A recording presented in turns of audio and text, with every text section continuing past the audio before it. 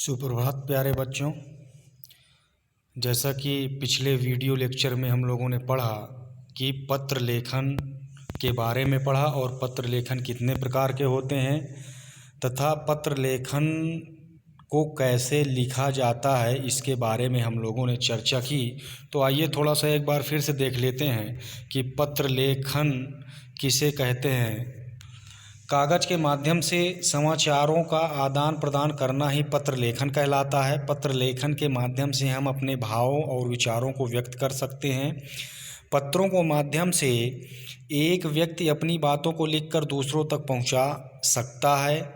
पत्र को अभिव्यक्ति का एक सशक्त माध्यम भी माना जाता है। तो यहाँ पर हम पत्र कागज़ में लिखते हैं, कागज़ में हम लिखते हैं और लिखने के बाद दूसरे व्यक्ति तक पहुंचाते हैं, इसी को पत्र कहते हैं। और हम लिखते समय हमारे मन में क्या विचार आ रहे हैं, हमारे भाव क्या हैं, उन सब को हम उस पत्र में लिखते हैं, अभिव्यक्ति करते हैं, विचारों का आदान प्रदान करते हैं। तो इसी विचारों के अभिव्यक्ति के आदान प्रदान करने का माध्यम ही पत्र कहलाता है। फिर हम लोगों ने पढ़ा था कि पत्र मुख्य रूप से दो प्रकार के होते हैं, अनौपचारिक पत्र और औपचारिक पत्र, इनफॉर्मल लेटर और फॉर्मल लेटर। इनफॉर्मल लेटर में हमने वैयक्तिक अथवा व्यक्तिगत पत्र के बारे में पढ़ा। वैयक्तिक अथवा व्यक्तिगत पत्र का मतलब यहाँ पर यह होता है कि जहाँ निजी मामलों में या व्यक्तिगत मामलों में पत्रों को लिखा जाए। पारिवारिक पत्र इसके अंतर्गत आते हैं। इसके अंतर्गत दोस्तों के पत्र आते हैं, मित्र व्यवहार के पत्र आते हैं, ऐसे करके यह निजी पत्र आते हैं, ऐसे करके अनौपचारिक पत्र होते हैं। अनौपचारिक पत्र के बारे में हम लोगों ने पढ़ा कि यह प्रधानाचार्य, पदाधिकारियों, व्यापारियों, ग्राहकों, पुस्तक विक्रेता, संपादक आदि के को लिखे गए पत्र अनौपचारिक पत्र कहलाते हैं। अनौपचारिक पत्रों को हमने देखा कि कई भागों में विभाजित किया गया है, जिसमें प्रार्थना का पत्र या आवेदन का पत्र, छुट्टी लेने के लिए प्रार्थना का पत्र हो या किसी भी सुधार करने के लिए प्रार्थना पत्र हो, निवेदन करने के लिए प्रार्थना पत्र हो।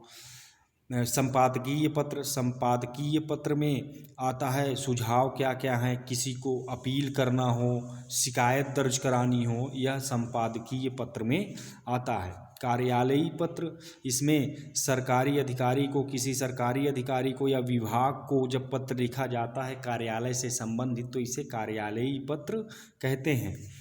पत्राचार का व्यवहार। व्यावसायिक पत्र, व्यावसायिक पत्र कहते हैं दुकानदार हो उनको पत्र लिखना, प्रकाशक हो या व्यापारी हो किसी कंपनी को, ये सारा पत्र लिखना व्यावसायिक पत्र कहलाता है। अब आइए औपचारिक पत्र में पहला अवकाश के लिए प्रार्थना पत्र।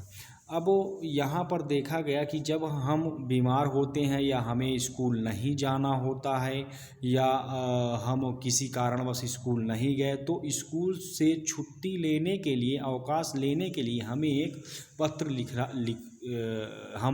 लिखते हैं।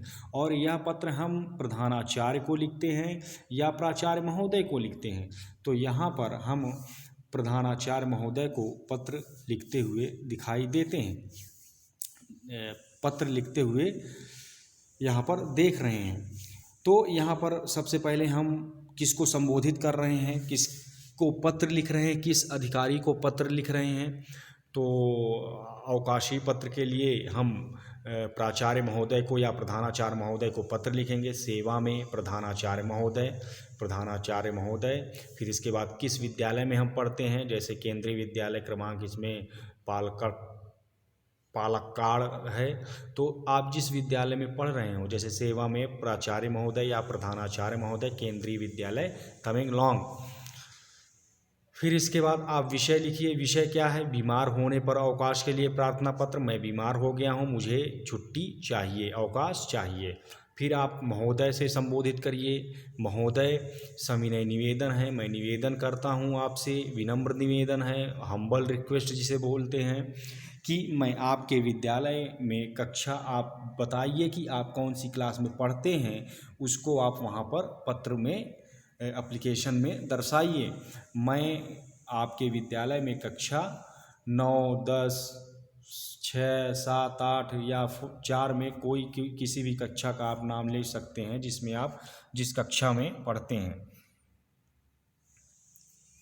का विद्यार्थी हूँ। मुझे पिछले 2 दिन से तेज बुखार है। मैं विद्यालय आने में इसकी स्थिति में नहीं हूँ। बुखार आपको आ रहा है, इस वजह से आप विद्यालय आने की स्थिति में नहीं हैं। कृपया मुझे आज और कल अवकाश प्रदान कर अनुग्रहित करें।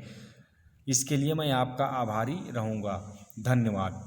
फिर इसके बाद आपका आज्ञाकारी शिष्य में योर ओबीडियंटली जिसे बोलते हैं, आपका आज्ञाकारी शिष्य। आप फिर ना अपना नाम लिखिए, अपना क्लास कक्षा लिखिए, रोल नंबर लिखिए, अनुक्रमांक लिखिए, और रोल नंबर को अनुक्रमांक भी बोलते हैं, और दिनांक लिखिए। इसी प्रकार शुल्क माफ़ी हेतु पत्र, हमें फ़ीस माफ़ करना है, हमारी फ़ीस माफ़ करना है, या हमें फीस कम करवानी है, शुल्क कम करवानी है, तो इसके लिए हम अपने प्राचार्य महोदय को या प्रधानाचार्य महोदय को पत्र एक लिखते हैं।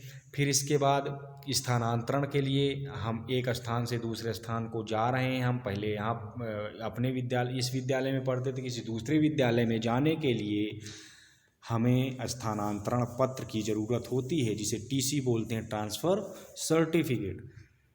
फिर इसके बाद आ गया आपका अपने मित्र को उसके जन्म दिवस के उपलक्ष्य पर बधाई पत्र लिखते हुए। यह आपका अपने मित्र को लिख रहे हो तो यह आपके अनौपचारिक लेटर में आ जाता है। ठीक है, अनौपचारिक पत्र व्यवहार में आता है। आप अपने मित्र को पत्र लिख रहे हो। फिर इसके बाद प्रथम स्थान, अपने मित्र को वार्षिक परीक्षा में प्रथम स्थान पर उत्तीर्ण होने के उपलक्ष्य में बधाई पत्र लिखिए। आपके मित्र, आपके घनिष्ठ मित्र जो कि अपनी क्लास में प्रथम स्थान फर्स्ट डिवीज़न आए हैं, तो वहाँ पर आप उनको कंग्रेचुलेट कर रहे हो, उसके लिए बधाई पत्र दे रहे हो, उसके लिए आप पत्र लिख रहे हैं। फिर अपने मित्र को कोरोना वायरस से बचने के लिए ज़रूरी हिदायतें देते हुए पत्र लिखिए। तो जहाँ पर मित्रवत व्यवहार हो, या पारिवारिक व्यवहार हो, या निजी पत्र हो, इसे अनौपचारिक पत्र भी कहते हैं। मुझे उम्मीद है आप लोगों को ज़रूर समझ में आया होगा। धन्यवाद।